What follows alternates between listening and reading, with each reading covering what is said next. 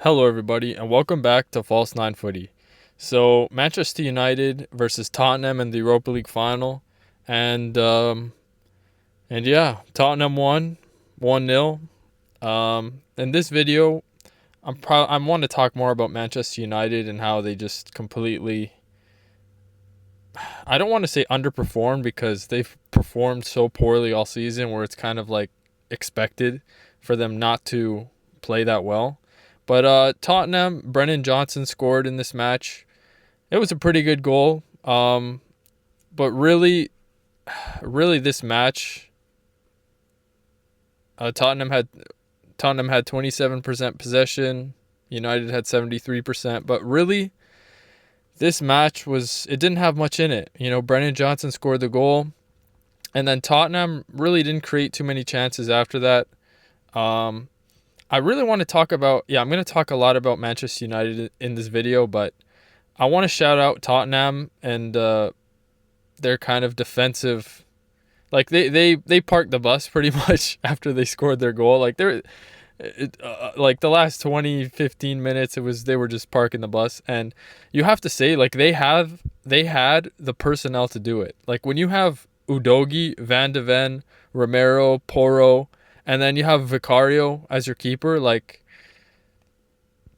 you have the personnel to do it. Like, Van de Ven is exceptional, Romero very solid, Porro very good, and Udogi, in my view, is very, very, very good as well. So, and then you got like guys like in the midfield with Basuma and Betancourt that can provide a lot of support. So yeah, Tottenham structurally very good. They had the personnel to defend, to maintain the lead, and they did that. So, like a real workman-like performance from Tottenham. But Manchester United, and I want to say this because this is something I wish I made a preview video on my channel, but before this match, like when I saw the lineups, obviously, I saw the lineups maybe half an hour before the game started, and I was like, should I make a preview video? And then I was like, it's okay. But once I saw the lineups, I was like, okay, Tottenham are winning this, just because I'm going to go through Manchester United's lineup right here. So starting from the top and going to the defenders. So starting from the striker position. All right, we start with Rasmus Højlund. This man is not a good striker, in my opinion. When I've watched him, I have not been impressed with him whatsoever. And I just don't see like anything he does well. His attacking positioning, he's always late. He's always late getting to the right areas when like a ball is crossed or a pass is played into him. He's not in the right position. His dribbling and all that, it's all right. It's not great. Like his control, it's all right. His finishing, woeful. He's not clinical whatsoever. He is not. He's not great at positioning himself. He's terrible at finishing, and his ball control, it's all right sometimes. His dribbling, I don't see him dribble really that often. So he doesn't really provide you with anything. And I really do not know what compelled Manchester United management to pay 72 million pounds for this man. When I heard they had signed Rasmus Højlund and I saw the amount,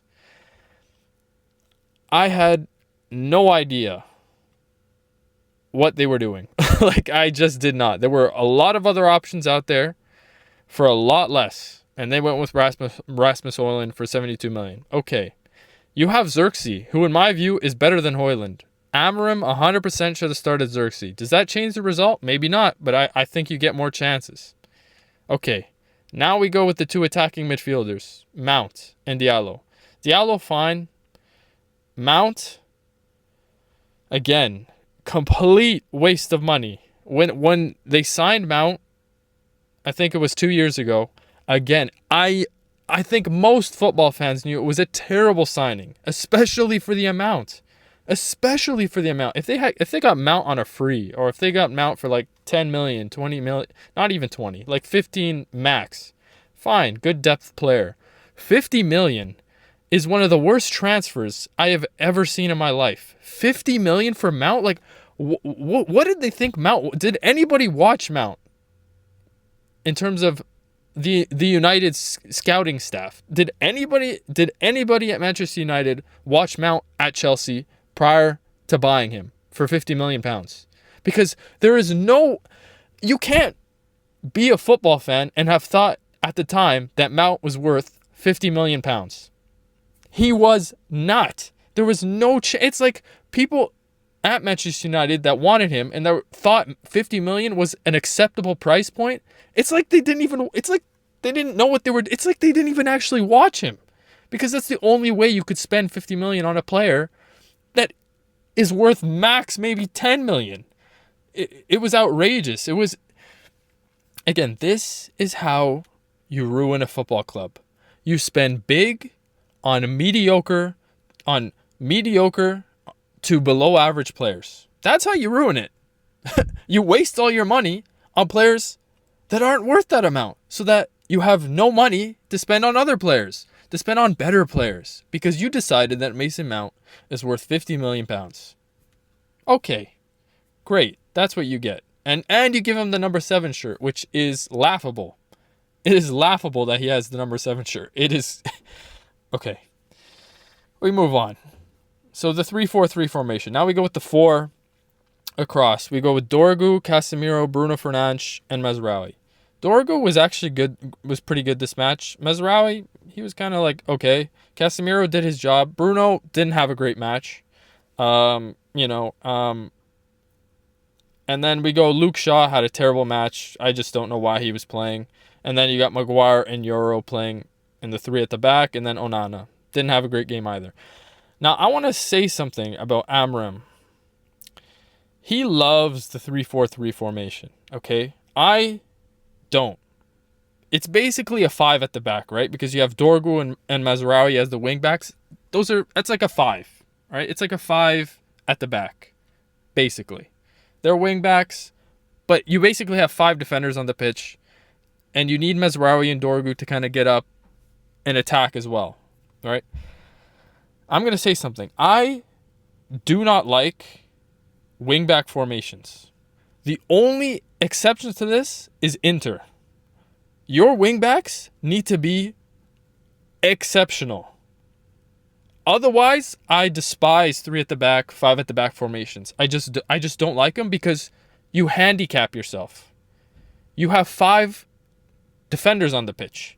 Usually, defenders are not great going forward. So just by putting out that formation and those players, like I said, you handicap yourself, because there are less attacking players on the pitch. And to score goals, you need creative attacking players, because that's what scores goals. Creativity. All right? Creativity. And defenders usually aren't the most creative players. They can cross the ball sometimes. Like Dumfries is one of the best crossers of the ball. And then you have a guy like DeMarco at Inter. Again, a great... you need guys that are elite wingbacks if you want to... Because they have to be kind of two-way players. DeMarco is great going forward and coming back. So is Dumfries. Those two are absolutely amazing. Okay? Dorgu, I think, has the potential to be a great wingback. Mazraoui is not the most creative attacking player ever. I actually thought, okay, Manchester United, I think the perfect formation for this match would have been a 4-3-3 with Dorgu being left back, Maguire and Euro, the 2 center backs, right back Mazraoui. Then you go Casemiro, CDM. You go Mainu, CM. But you could also have said Ugarte, but I think Ugarte wasn't fit. And then Fernandes as the other CM / attacking midfielder, right? And then you could go Garnacho, Xerxes, in my opinion, should have started over Højlund, and then Diallo. You got more attacking You got more of an attacking threat, and you just and Shaw isn't on the pitch because Shaw hasn't been the same since his injuries. He's just nowhere near good enough to be playing in a final. Like, he's just not good enough. And so Shaw wouldn't be on the pitch. You would have Mainu, Casemiro, Fernandes in that three midfielder kind of diamond, right? CDM, Casemiro, Mainu, and Fernandes. And then you have Garnacho over Mount, left wing, Diallo, right wing, Xerxes, striker, right? Dorgu, Mazraoui, left back and right back. Would have suited, I think, would have been a lot better suited for this match given the personnel that was available to Amorim. Okay, would that have meant Manchester United would have won? Maybe not, but I just think the performance would have been a lot better. I just think it's the fact that Mount started, the fact that Højlund started kind of sealed their fate, in my opinion. You just cannot start Mount and Højlund. Like, okay, forget Højlund.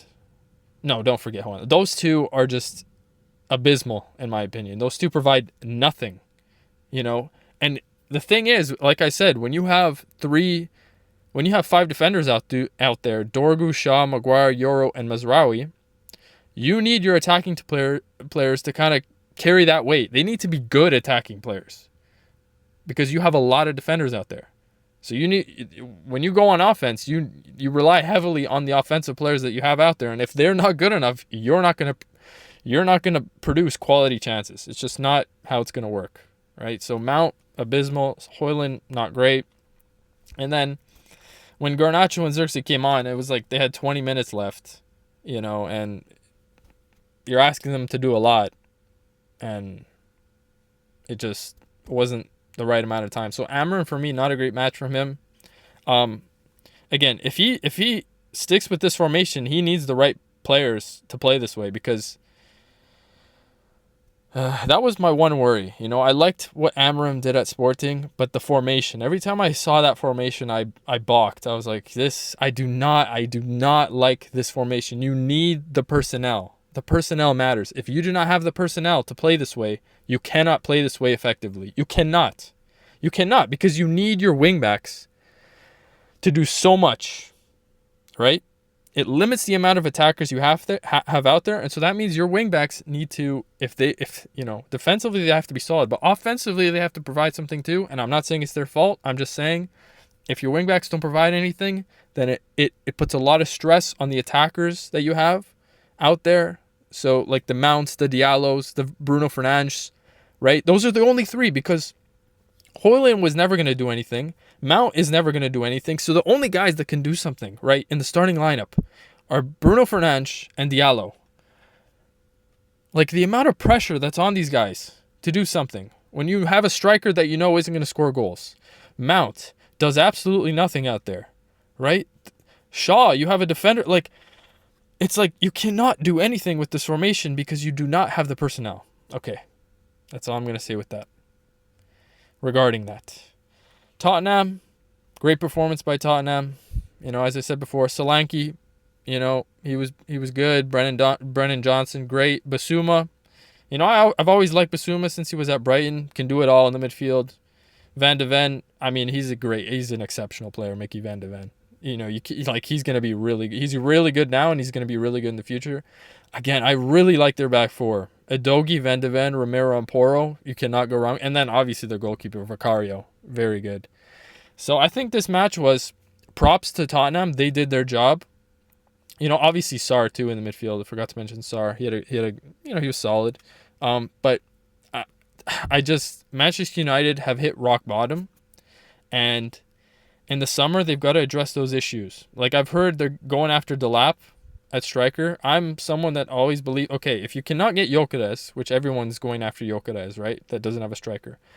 You go for a guy like Samu, because Samu's going to be an exceptional player, and he's not as expensive as Gyökeres. You go for a Moise Kean. You go for Jonathan David, right? You go for, obviously, Osimhen is kind of as expensive as Gyökeres, but you don't go for a Rory. You don't go for a Liam Delap, because there are other options that are cheaper than Gyökeres that are better than Delap, right?